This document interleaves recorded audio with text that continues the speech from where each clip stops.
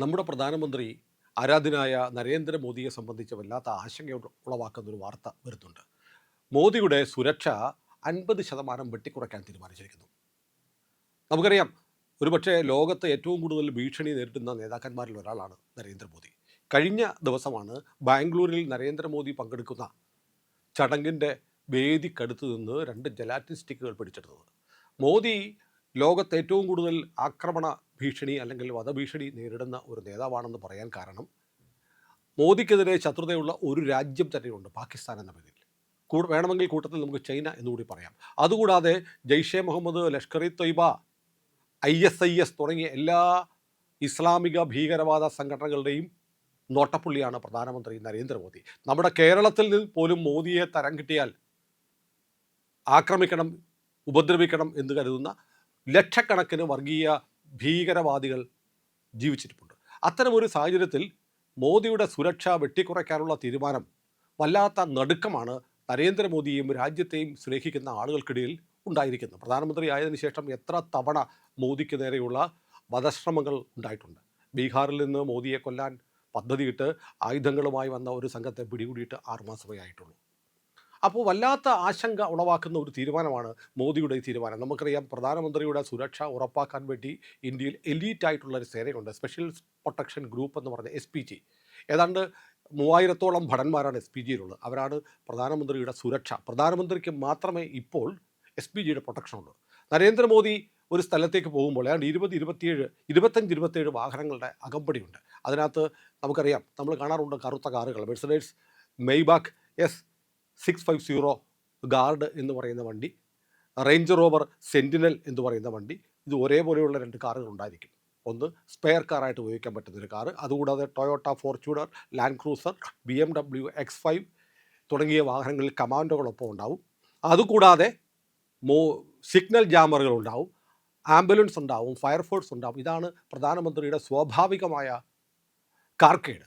ഈ കാർക്കേഡിനൊപ്പം തന്നെ സംസ്ഥാന പോലീസിൻ്റെ, അതത് പ്രദേശത്തെ സംസ്ഥാന പോലീസിൻ്റെ സുരക്ഷാ സംവിധാനങ്ങൾ. മോദിക്ക് ചുറ്റും ഒരു 3 ലെയർ സുരക്ഷയുണ്ട്. ഒന്ന് അദ്ദേഹത്തിൻ്റെ സുരക്ഷാ വിഭാഗമായ SPGയുടെ വലയം, അത് കഴിഞ്ഞ് കേന്ദ്രസേന, പിന്നീട് ലോക്കൽ പോലീസ്.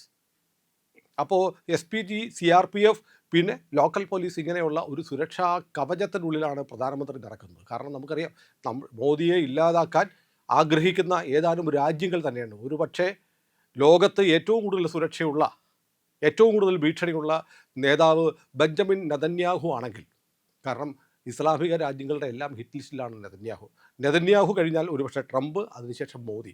ഇവർ 3 പേരിൽ ആർക്കാണ് ഏറ്റവും വലിയ സുരക്ഷാ ഭീഷണി എന്ന് ചോദിച്ചാൽ ഒരുപക്ഷെ നെതന്യാഹുവിനാണെന്ന് പറയാം. മോദി അതിന് തൊട്ടടുത്തുണ്ട്. ലോകത്തെമ്പാടുമുള്ള ഇസ്ലാമിക ഭീകരന്മാരുടെ ഏറ്റവും വലിയ ഒരു ടാർഗറ്റ് നരേന്ദ്രമോദിയാണ്. പാകിസ്ഥാൻ എന്നുള്ള രാജ്യത്തിൻ്റെ എക്കാലത്തെയും ആഗ്രഹം ഇന്ത്യയുടെ പ്രധാനമന്ത്രിമാരെ ഇല്ലാതാക്കുക എന്നതായിരുന്നുവെങ്കിൽ, നരേന്ദ്രമോദി വന്നതിന് ശേഷം ആ വൈരം വല്ലാതെ മൂർച്ഛിച്ചു നിൽക്കുന്നു. അപ്പം നരേന്ദ്രമോദിക്ക് നേരെ ഉണ്ടായിരുന്ന ആക്രമണങ്ങൾ കണക്കിലെടുക്കുമ്പോൾ ബ്ലൂ ബുക്കിലെ ഈ വ്യവസ്ഥകൾ ഒഴിവാക്കി സുരക്ഷ കുറയ്ക്കുന്നതിനെതിരെ SPGക്ക് കടുത്ത അഭിപ്രായ വ്യത്യാസമുണ്ട്.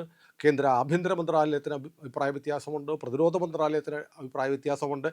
NSAക്ക് അജിത് ഡോവലിന് അഭിപ്രായ വ്യത്യാസം ഉണ്ടായെങ്കിലും നരേന്ദ്രമോദി പറഞ്ഞു, എൻ്റെ സുരക്ഷ 50%-മായി വെട്ടിക്കുറച്ചേ മതിയാവും. കാരണം കഴിഞ്ഞ ദിവസമാണ് പ്രധാനമന്ത്രി ഇപ്പോൾ ഹോർമുസ് പ്രതിസന്ധിയുമായി ബന്ധപ്പെട്ട് ഒരു ഇന്ധന പ്രതിസന്ധി ലോകത്തെമ്പാടും ഉണ്ടായിരിക്കുന്നു. ബാരലിന് $150 എണ്ണവില കുതിച്ചു കയറിയിരിക്കുന്നു. ആ സമയത്ത് നമ്മൾ ചില മുൻകരുതൽ എടുക്കണം.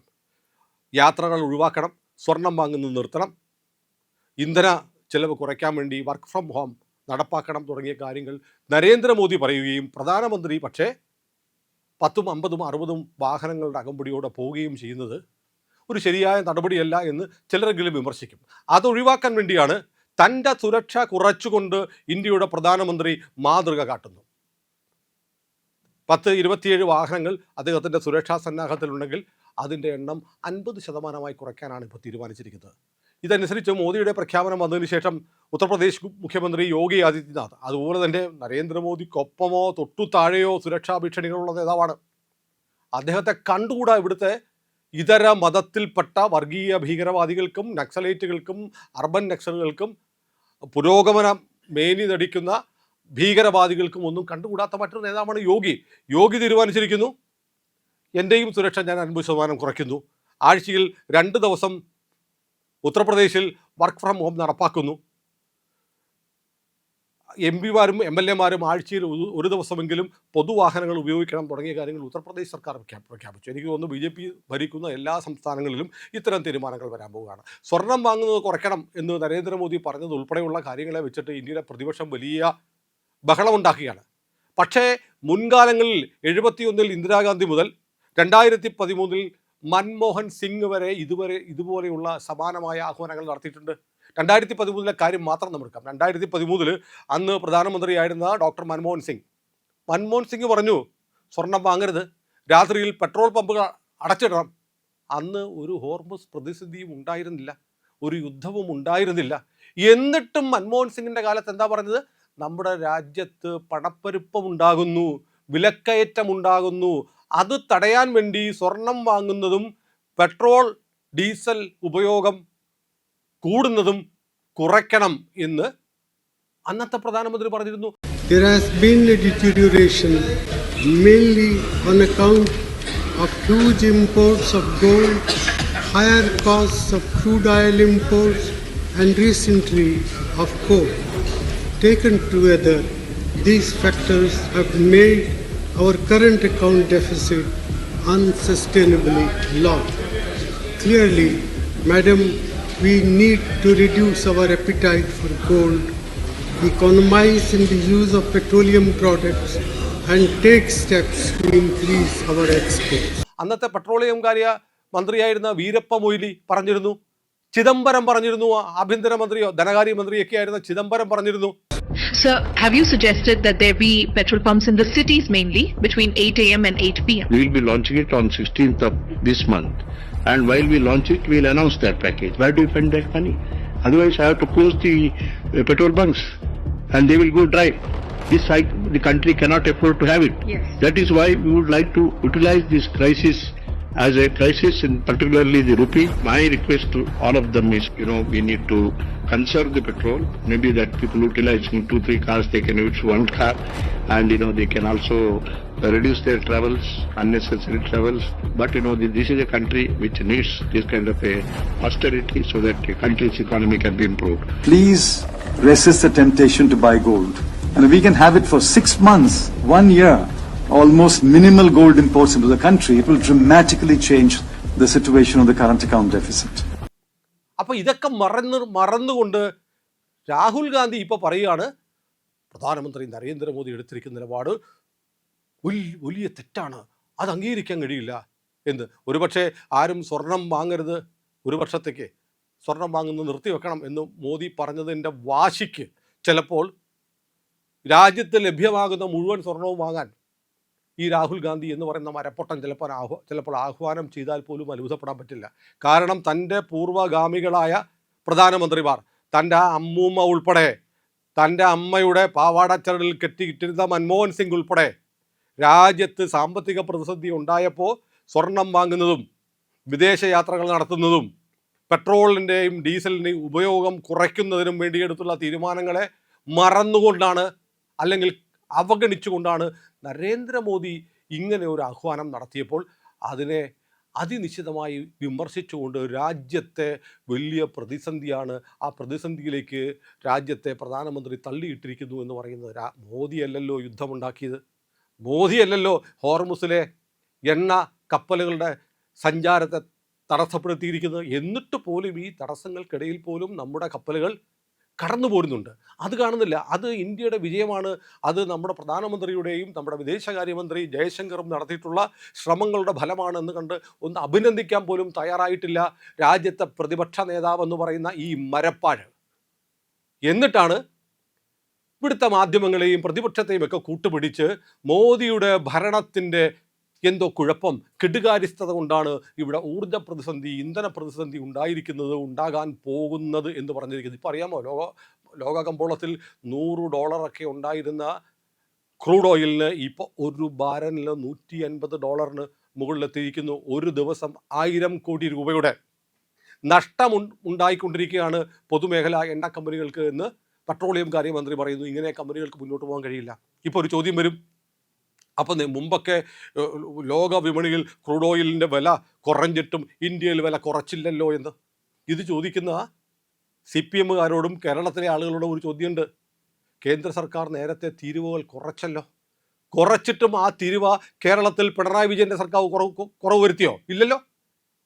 കേന്ദ്രം കുറച്ചത് അതിനാനുപാതികമായി സംസ്ഥാനത്ത് കുറയ്ക്കാതെ കേരളത്തിലെ ആളുകൾ മാഹിയിലും കർണാടകയിലും തമിഴ്നാട്ടിലും പോയി പെട്രോൾ അടിച്ച ചരിത്രം ഒരുപാട് പിന്നിലൊന്നുമല്ല. ഏതാനും മാസങ്ങൾക്ക് പിന്നിലേക്ക് സഞ്ചരിച്ചാൽ അത് സംബന്ധിച്ച വാർത്തകൾ കാണാം. കേന്ദ്ര സർക്കാർ തീരുവ കുറച്ചിട്ടും കേരളം കുറയ്ക്കാതെ കൊള്ള അടിച്ചുകൊണ്ടിരുന്നത്. എന്നിട്ട് എന്ത് ചെയ്തു അവർ? കേരളത്തിൽ എന്ത് പിണ്ണാക്ക കഴിഞ്ഞ 10 വർഷക്കാലം പിണറായി വിജയൻ്റെ സർക്കാർ ഉണ്ടാക്കിയത്? പക്ഷേ പെട്രോളിയം ഉൽപ്പന്നങ്ങളുടെ ഡീസലിൻ്റെയും പെട്രോളിൻ്റെയൊക്കെ വിലയിൽ ആഗോള വിപണിയിൽ കുറവുണ്ടായിട്ടും അതനുസരിച്ച് കുറവ് വരുത്താതെ മോദി സർക്കാർ പ്രവർത്തിച്ചു എന്നത് സത്യം തന്നെയാണ്. പക്ഷേ ആ പണം എന്തിനു വേണ്ടി വിനിയോഗിച്ചു? നമ്മുടെ നാഷണൽ ഹൈവേകളിലൊന്ന് സഞ്ചരിച്ചു നോക്കൂ. രാജ്യത്തിൻ്റെ അങ്ങേയറ്റം മുതൽ ഇങ്ങേയറ്റം വലിയ ഇൻഫ്രാസ്ട്രക്ചറുകൾ, അടിസ്ഥാന സൗകര്യ വികസനങ്ങൾ, പാലങ്ങൾ, റോഡുകൾ എല്ലാം ഉണ്ടാക്കിയില്ലേ? പണം എവിടുന്ന? ഓപ്പറേഷൻ സിന്ദൂർ നടത്തുന്ന സമയത്ത് നമ്മൾ പാകിസ്ഥാൻ്റെ ഒരുപാട് വ്യോമത്താവളങ്ങളും കിരാന ഹിൽസ് ഉൾപ്പെടെ അവരുടെ ആണവ സ്റ്റോക്ക് പൈൽസ് ഉൾപ്പെടെ അടിച്ചു തകർത്തു. അവർ നമുക്കെതിരെ 100 കണക്കിന് ഡ്രോണുകളും മിസൈലുകളും പ്രയോഗിച്ചു. ഒരൊറ്റ എണ്ണം ഇന്ത്യയിലേക്ക് വന്ന് വീണോ? അതൊക്കെ നമുക്ക് തകർക്കാൻ കഴിഞ്ഞു.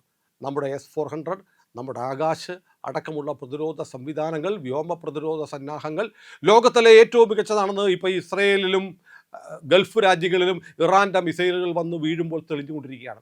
അത്രയും വലിയ പ്രതിരോധ സന്നാഹങ്ങൾ ഒരുക്കി നമ്മുടെ രാജ്യത്തെ ഒരാൾക്ക് പോലും ഒരു പോറൽ പോലും ഏൽക്കാതെ രാജ്യത്തെ സംരക്ഷിക്കുന്ന തരത്തിലുള്ള സൈനിക സന്നാഹം കഴിഞ്ഞ 10 വർഷം കൊണ്ട് പടുത്തുയർത്തിയത് ഇങ്ങനെയുള്ള പണം കൊണ്ടാണ് സുഹൃത്തുക്കളെ. ഇത് വസ്തുതയല്ലേ? ഇതാണ് സത്യം.